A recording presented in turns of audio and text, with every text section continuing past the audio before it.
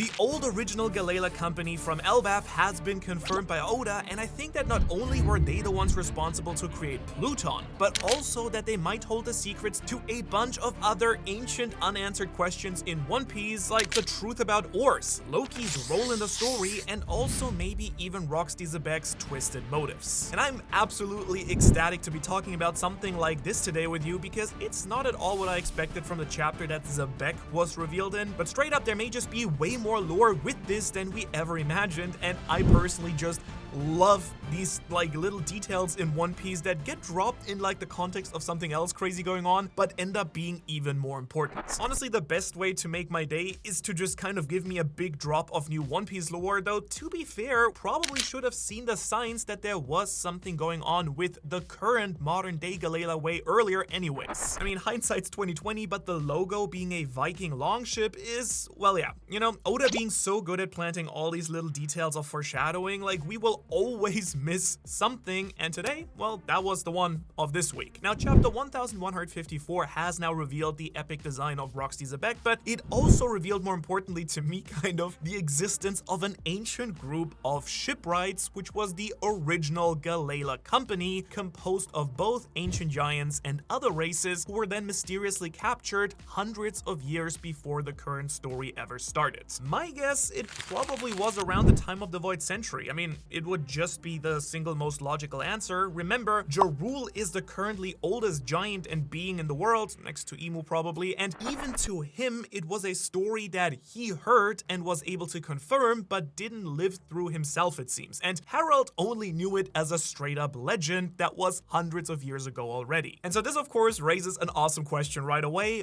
Why did the modern day shipwrights of Water 7 name their own company the Gala? Like, we all have eyes, it's definitely not the same group. At best, Tom or Iceberg may be descendants of one of them, but currently I even doubt that that would be the case. Again, the timeline here doesn't fully line up based on this building company disappearing and the ones working on the Sea Train and Water 7 being the same group, right? But clearly, with that logo and with that same name, they were definitely paying tribute to this group of ancient giants and giants, right? And it just so happens that we do know of at least one very important ship in the series that was built at Water 7 and whose blueprints were passed down through the ages for centuries. And we're not talking about the Ora Jackson or the Thousand Sunny, even though the Sunny will definitely be important. I'm talking about Pluton, you know, the gigantic ancient warship weapon, because the fact that Frankie had its blueprints was just a really big mindfuck moment that has kind of never been picked up again until now, I think. You see, my thought is that Pluton was probably built by the original Gala company and the group of ancient giants and other races, and possibly their name was then signed on those blueprints. As a result, inspiring Iceberg, who had seen the blueprints before giving them to Frankie. And I do feel like the original Gala company creating Pluton and another important ship does make a ton of sense and would actually answer a bunch of questions that we had for the story, especially when we take a look at the timeline, what happened to them, and where we possibly even see them in the series. Not only that, I'll double down with you and say that their logo, this Viking warship here, might even be Pluton itself. Now, by the time you're watching this video, you will have realized that I'm very much not the first person to point out that there are a bunch of giants frozen on Punk Hazard, and one of them even has the Gala logo tattooed on their very arm. In fact, the silhouettes overall all seem to match pretty well. This is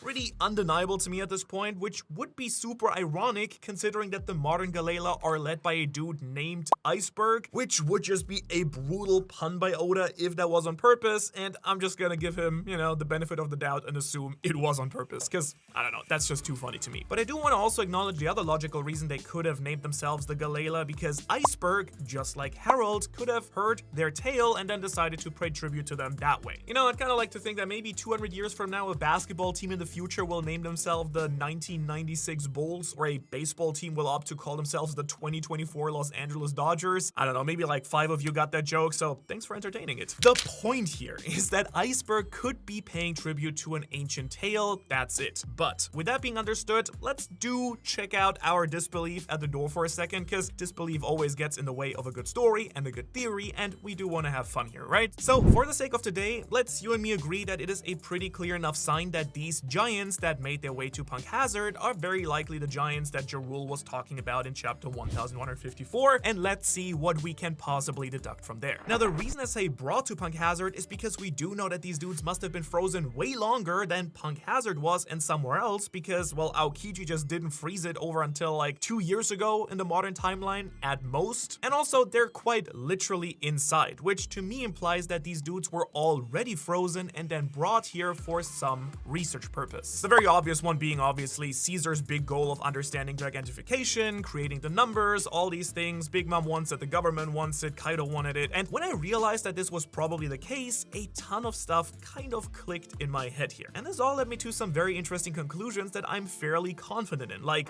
where was the land of ice where, for example, Moria said he found ores? Why I think that all these giants are probably from there as well, and of course, how it all ties into Pluton in both the ancient but also in the modern era with Loki. Now, assuming that Caesar was actually given these frozen giants to experiment on, it can only mean that he was giving them by his boss, Kaido, not the government. Because considering that Kaido was his biggest contractor, and we do see Kaido was also dabbling in stuff with gigantification in the form of the numbers, specifically looking into ancient giants, I do think there is a really good case to be made about Kaido originally giving these giants to Dofi or Caesar directly in order to aid his operations. Which would mean that Kaido was not only in possession of these giants, but was able to safely transport them. So where in the world could Kaido find a bunch of giants frozen in ice for basically 800 years? In other words, where did he specifically have access to this environment that nobody else would have, and how did it all come together? Well, I was asking myself that very question until I remembered another old theory where just everything came together. You see, Kaido did own an island frozen over and would have had the means to ship stuff like these giants out of it, which is the island of Ringo. Yeah, Ringo being the land of ice that we've been hearing about for many years makes a lot of sense when we really look into it, because it lines up with the timeline, the characters tied to the land of ice, and even directly to chapter 1154 in a couple of different ways. First up, Ringo is the region where Kaido and Moria fought their big battle 23 years ago, which also means that Moria could have gotten his ancient giant ores, who was also frozen, from Ringo. He tells us about a land of ice, frozen and desolate, the perfect conditions to preserve a bunch of ancient giants in ice. Actually, funnily enough, this is directly stated in chapter 953 when Kawamatsu here describes the Ringo region as the Tokoyo no Haka, or the eternal grave, because it's said that Ringo is so cold, people buried here do not decompose, instead their bodies stay perfectly preserved. And don't worry, I'm gonna go circle back to ores in just a moment, because something probably clicked in your brain when I said this, and it did click in mine too, don't worry. But for now, let's stay on Ringo here, because Moria finding ores could point to how Kaido found the ancient giants as well. Now, we don't really know why Moria was originally there, but if he found out about the old Gala and went to Ringo to get them, encountering Kaido while he was in his territory, their battle suddenly makes a lot of sense. Not only that though, but we actually see in the cover story for chapter 1154, where this all gets revealed, that Yamato conveniently and accidentally is visiting Ringo, going to a graveyard, and presumably the site of Ryuma's grave, a swordsman who was also on Gekko Moria's crew that he stole from Ringo. And so Ringo being that fabled land of ice does tie very nicely into this cover story, and adds a bit of extra evidence, since Moria could have picked up Ryuma while he was searching for the Gala, or the other way around. So I don't know, but maybe, just maybe, finally this dang eternally long Yamato cover story is maybe starting to possibly have some big narrative payoffs, which, as a certified Yamato stan, I am very excited about. And Ringo being the land of ice also ties in perfectly to Pluton, because, well, Pluton is in Wano, or under Wano. More correctly, it was hidden there below Mount Fuji, which we got confirmation of during the end of the Wano arc by no one else than Oden's father, Sukiyaki. Now, the Gala who probably built or were fixing the original Pluton, one or the other, may have been frozen by the world government or some other potential force while repairing Pluton after Joy Boy's defeat and the end of the Void Century. You and me both know that Wano and Elbaf are two countries that have insanely deep ties to Joy Boy and to Nika, and we see that from the mural, and so in my mind, the ancient giant builders moving away from Water 7, now under control of the world government, and going to Wano, which was still tied to Joy Boy, would be a pretty safe spot. Especially considering this is where Joy Boy's other builder clan was, the Kozuki, who were there and have previously been working on the poneglyphs, right? And I'm really intrigued because the Galala and the Kozuki actually do seem to have a lot in common when you really look back at it, as both groups had to hide their insane knowledge, Pluton and the poneglyphs,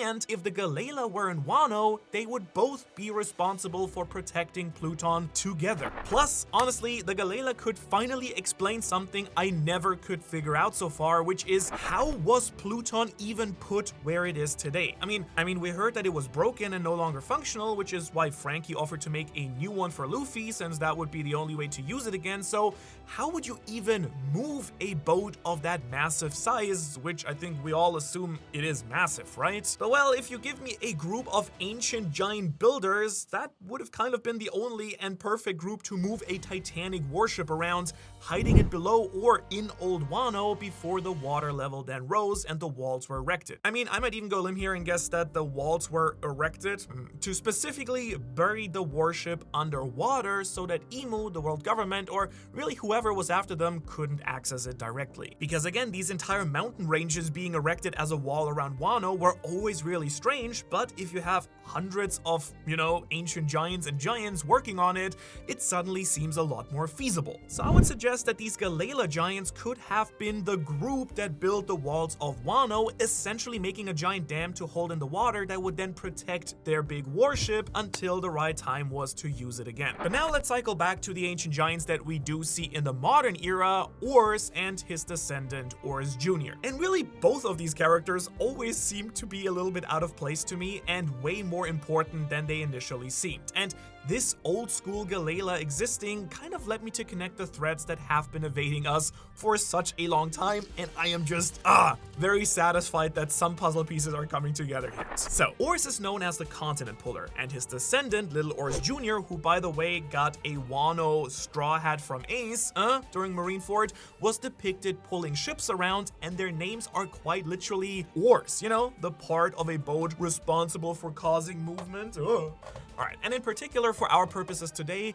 Viking warships are actively depicted with several oars paddling them through the ocean. I don't know, kind of like these oars here depicted on the Galala Company logo, and potentially this giant's arm, who I think is part of the OG Galala. Now we do know that the original oars was found in the Land of Ice by Gecko Moria, and I think it's fairly clear where I'm going with things. To me, it's becoming increasingly clear that Ors himself was probably a part of the Galala Company. And I think it's even more than just that. I think that his clan or his role was to quite literally move the Pluton ship. That's right. Based on everything you've seen, I think there is a really good chance that the ancient giants are necessary to pilot and, propel Pluton itself, which is this Titanic ancient warship. Also, of course, this would line up with the idea that Ors's title of Continent Puller quite literally would come from the fact that he or one of his ancestors pulled Wano together, and which of course ties nicely into that ancient giant Onigashima skull that looks a lot like Ors's family, just a lot bigger than even Ors was, like Titanic. After all, we do know Ors was in the ice, these giants were in the ice, and his descendant was literally loyal to the son of the Pirate King, Ace,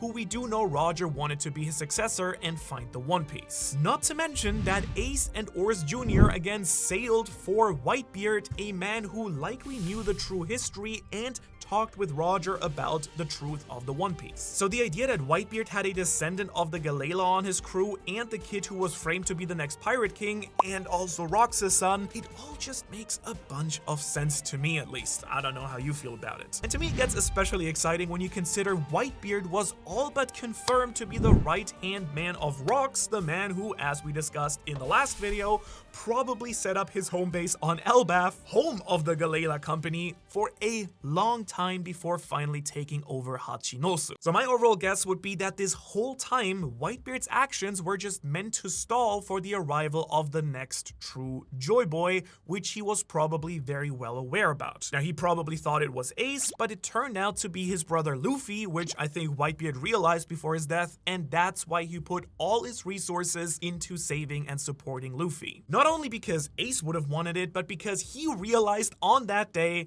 that Luffy would complete all of that crazy nonsense that Roger and his former Captain Rox were on about with giant warships and ancient weapons and, you know, probably ancient giants as well. I don't know, at least that's how I like to think Whitebeard would have taken all that info. He just kind of wanted a family dog, but, you know, he could take care of things as long as it wasn't too bothersome. And actually, the Whitebeard stuff also works surprisingly well with something else that is super connected to the Gala, these giants and Ringo, because I really think that all of this stuff is why Kaido set up shop on Wano specifically to begin with. Let's not forget, he also sailed with Rox, and Kaido clearly knew things from the ancient history in Joy Boy, meaning that he could have known the truth about Pluton's location and purpose too, though maybe he wasn't aware exactly of where Pluton was actually located in the country. But if Kaido knew that Pluton needed to be piloted by ancient giants, you know, his sending those giants to Caesar to make gigantification a thing would make perfect sense. In fact, the same one goes for Big Mom and the world government,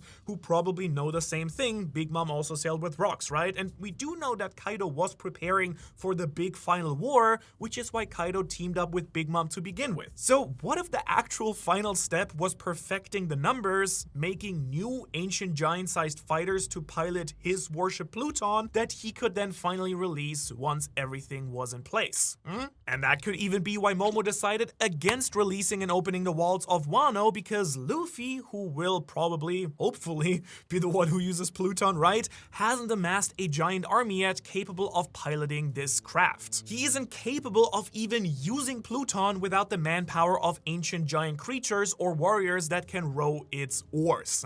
However, Luffy, of course, might be about to get there. At least the story seems to be going in that direction. He's about to battle for the sake of Elbaf, home of the giants, and with him at his side, and maybe even as a straw hat, please just me that wants that to happen. Alright, will presumably also be the Titanic-sized ancient giant-blooded Loki, a giant who has a massive hammer, just like the name of the Gala actually originally says, you know, connected to the Great Warhammers, who worships rocks, and who at this point somehow lies at the center of all this stuff too, because he was revealed during chapter 1154 once again, and I don't think that that was a coincidence whatsoever. I think everything is connected in this chapter. It's one of those where everything just ties together, right? You know, like the Reverie chapter. In other words, Loki is possibly the key to Luffy using Pluton, his role as the future king of the giants, his role as an ancient giant, and his dream of being a pirate like Rox. All of these could push him to join Luffy, and in using Pluton to wage war against Imu, as the mural from chapter 1138 seems to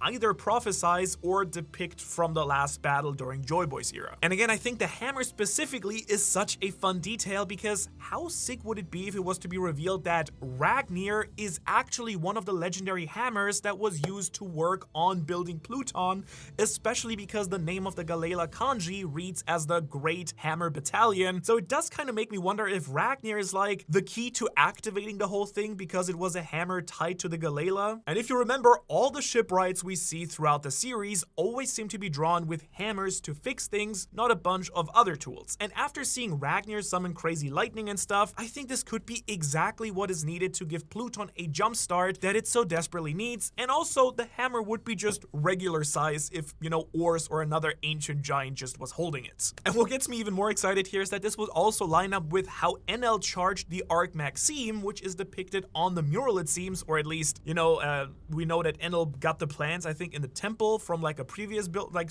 could be related to Uranus, is similar, or is just straight up Uranus. So the power of industry and electricity, as we see on the moon also, is how the old ancient kingdom is depicted everywhere. And not only that, but Loki being tied to Pluton and the Gala makes even more sense because of all these reveals happening during his backstory. Remember, we are in Loki's backstory technically, and if Pluton was a hypermassive warship, it does solve that little problem everyone is having with Loki joining a crew, which, is him fitting on the boat, which fair enough. But I hope you agree that we don't really have to worry about any of that, is Pluton is actually ancient and giant-sized. Also, since I love to tie in mythology stuff, on this channel, whenever I get the chance, I do want to also boost this Loki stuff credibility with actual Norse mythology, because there is a mythical ship known as the Naglfar that was made from the fingernails and toenails of the dead, which kind of gross, I guess, but it is claimed to be made by Loki and carry the giants during Ragnarok, and when it does, the seas rise with it. What's the takeaway from that? Probably that the Gala all have foot and hand fetishes, but yeah,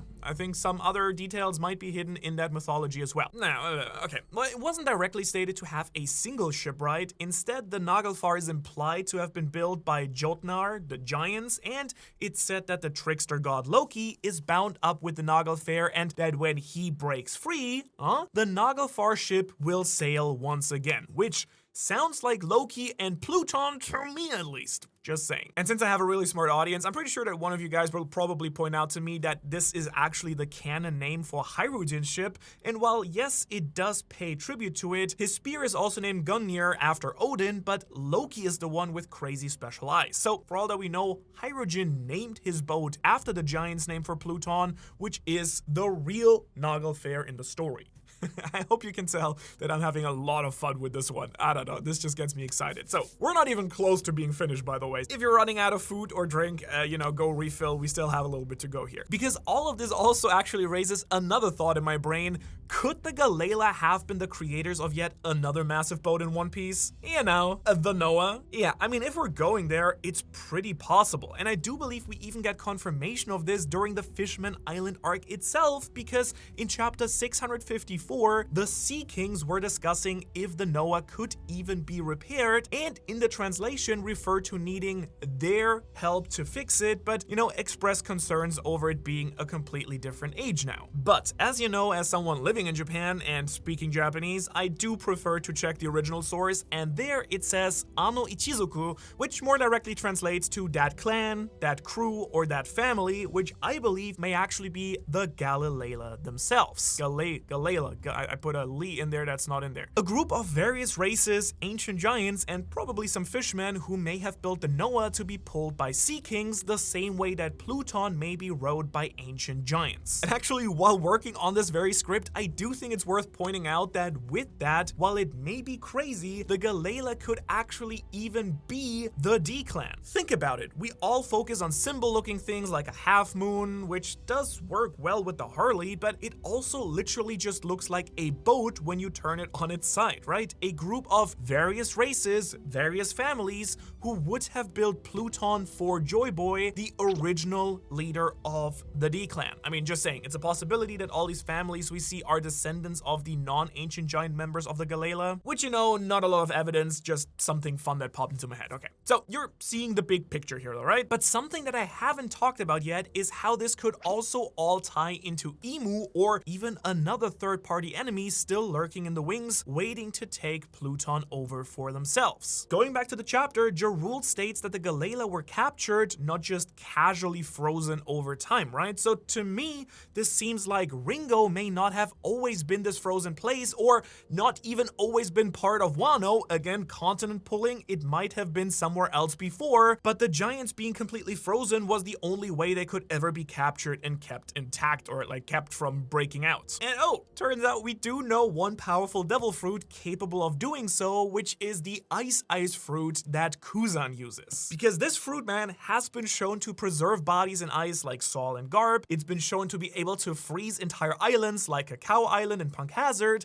and also logically may have been in possession for generations of the world government since, Kuzan got this fruit when he got promoted through the marine ranks. So I think there's at least a solid case to be made that an old user of the ice fruit was sent by Imu or of their own accord, froze all of the Gala after capturing them, changing Ringo's climate forever. The only question being, why? And the answer is, well, Pluton, probably. I mean, Jarul seems to imply that the world government had been the reason that Harold's peaceful efforts weren't following through, and alluded to a great enemy that sank them deep into the ocean and history. He even states that he's heard of a frozen giant army somewhere in the world. Now, this does sound a lot like Imu's doing through the use of the ice fruit, or like a past user in the past, right? If they were a former admiral, then they possibly could have invaded Wano the same way Green Bull did and just boom, frozen them all in the moment, creating an army of ancient giants frozen in ice that Imu could be able to unfreeze in the modern era if they ever got their hands on Pluton, the warship that was used against them. Or, again, it could have been that they got frozen on Ringo before it was part of Wano, but then they got brought to Wano as Wano got pulled together from a bunch of different islands. And so maybe Imu's whole "the giants will sway the final war" statement that Gunko talks about could be referring to how essential they actually are for using, repairing, building, and activating the ancient weapon Pluton, as well as repairing the Noah so that Shirahoshi could fulfill her primary goal as Poseidon. And also, this does boost the really fun and cute idea that Mosa could be Shirahoshi, and that these two are the two sovereigns that the, Sea Kings talk about, as Loki and her would be both responsible for using ancient weapon powers to aid Luffy. Also, they're both the prince and princess of their respective countries, or at least that's the case now, because Imu can't unfreeze the original Gala. Because at this point, Kuzan left the Marines and joined Blackbeard's crew, so now in the modern era, there is really no way to restore these giants without his help, or I guess unless you have a big fire, a very big fire. And I do think that might actually even point towards another thing that happened in chapter 1154, which is Rox Dizabek killing an admiral in cold blood. Pun intended. Because assuming that the ice fruit was kept by the world government at this point, Rox may have killed this admiral trying to take the ice fruit for himself as a way to unfreeze the giant army, the Gala, stored in Ringo, or maybe already on Punk Hazard at this point. And that could even be the reason that he was gonna go to Elbaf to talk with Harold, who he met at the Reverie, about camping out on Elbaf and to learn more about the giant, shipwreck family. And also, since we are talking about frozen people and stuff like that, I wanted to toss this in here because the Gala being frozen might also hint at Rox still being alive in the, modern current era. Because take a look at this panel from chapter 1154, and I did think it looked familiar because, it's the exact same framing as this panel from chapter 535, where a man is talking about a dude frozen in ice who does kind of look incredibly similar to the official Rox design, being frozen and impaled down, and stated to even potentially be preserved for the future. And if all this turns out to be true, Zebek being frozen right now, or the idea that he killed the ice-using admiral at the Reverie, could explain why Blackbeard wanted Kuzan to join his crew so badly. Because to him it was another way that he could fulfill the will of Zebek, which is his dear old daddy, of course. And if that's the case, watch out, Punk Hazard and Wano, Blackbeard might already be on his way. Actually, holy cow, that makes a ton of sense, because Shanks was headed to Wano, assuming Teach was already going there too. Nice. Alright, love when little things like that end up. Alright, it's all coming a little bit together for me. All these frozen giants, the Gala, will hold an incredible importance to the endgame of the series. So will Imu gain control of them? Are they foreshadowing Loki's role on the crew? Or will Rox return and free them with Kuzan's power? Now, all that I know is that Rox is officially in the series now, and it's gonna really change the entire story. And the entire frozen Rox stuff is really interesting because it does remind me of a line from Oda way back in 2017, where he talked about the lurking legend who will make his appearance in the final saga with deep ties to Whitebeard. So Rox, I'm onto you. And while I'll be talking more about, other ways that you could be alive in the modern era, actually in the next video in 2 days, we're gonna talk about some crazy ideas why he's still alive and God Valley and, Gecko Moria and a lot of stuff. We'll be breaking that down there. If you don't want to wait though, you can check out this video where I broke down everything that we could speculate off of the great introduction that Rox had in the latest chapter. Otherwise, thanks so much for watching. Thanks to all of our beautiful, amazing, wonderful Patreons. If if you want to get cool perks over on Patreon or a free newsletter where you can join for free or just support us, go check it out. And I will see you in the next video. Woo, this was fun.